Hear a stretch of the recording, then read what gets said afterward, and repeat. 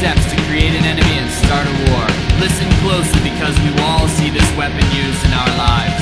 It can be used on a society of the most ignorant to the most highly educated. We need to see these tactics as a weapon against humanity and not as truth. This is how to create an enemy. This is how to start a war. This is how to create an enemy. First step, create the enemy. Sometimes this will be done for you. Second step, be sure the enemy that you have chosen is nothing like you. Find obvious differences like race, language, religion, dietary habits, fashion. Emphasize that their soldiers are not doing a job. They are heartless murderers who enjoy killing. Third step, once these differences are established, continue to reinforce them with all disseminated information. Fourth step, have the media broadcast only the ruling party's information. This can be done through state-run media. Remember, in times of conflict, all for-profit media repeats the ruling party's information. Therefore, all for-profit media is state-run. Fifth step, show this enemy in actions that seem strange, militant, or different. Always portray the enemy as non-human, evil, a killing machine. This is how to create an enemy. This is how to start a war. This is how to create an enemy. Sixth step, eliminate opposition to the ruling party. Create an us versus them mentality. Leave no room for opinions in between. One that does not support all actions of the ruling party should be considered a traitor. Seventh step, use nationalistic and or religious symbols and rhetoric to define all actions. This can be achieved with slogans such as freedom-loving people versus those who hate freedom. This can also be achieved with the use of flags. Eighth step, align all actions with the dominant deity. It is very effective to use terms like, it is God's will or God bless our nation. Ninth step, design propaganda to show that your soldiers have feelings, hopes, families, and loved ones. Make it clear that your soldiers are doing a duty. They do not want or like to kill. 10th step, create an atmosphere of fear and instability. Then offer the ruling party as the only solution to comfort the public's fears.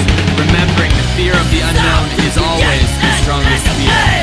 This is how to start a war. This is how to create an enemy. We are not countries. We are not nations. Enemy. We are not religions. We are not gods. We are not weapons. We are not ammunition. We are not killers. We will not be tools. Motherfucker, I will not die. I will not kill. I will not be your slave. I will not fight your battles. I will not die on your battlefields. I will not fight for your wealth. I am not a fighter. I am a human being. The greatest form of control is where you think you're free when you're being fundamentally manipulated and dictated. One form of dictatorship is being in a prison cell and you can see the bars and touch it. The other one is sitting in a prison cell but you can't see the bar, you think you're free. What the human race is suffering from is mass hypnosis. We are being hypnotized by people like this. Newsreaders, politicians, teachers, lecturers.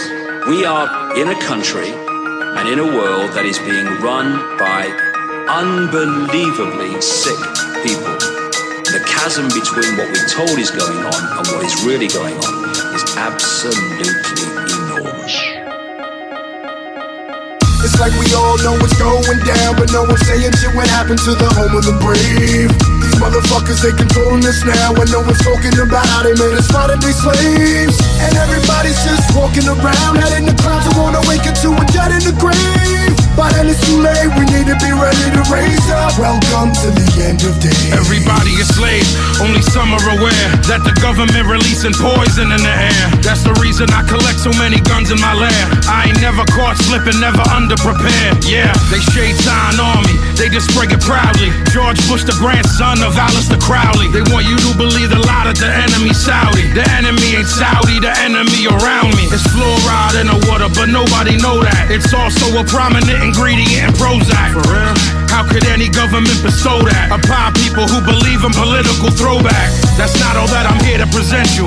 I know about the Black Pope and Solomon's Temple. Yeah. About the Vatican assassins and how they will get you, and how they clone Barack Hussein Obama in a test tube. It's like we all know what's going down, but no one's saying shit what happened to the home of the brave. These motherfuckers motherfuckers, they controlling us now, and no one's talking about how they made us modern day slaves. And everybody's just walking around, head in the clouds, who wanna wake up to a dead in the grave. By then it's too late, we need to be ready to raise up. Welcome to the end. Whoever built the pyramids had knowledge of electrical power, and you know that that's the information that they suppress and devour.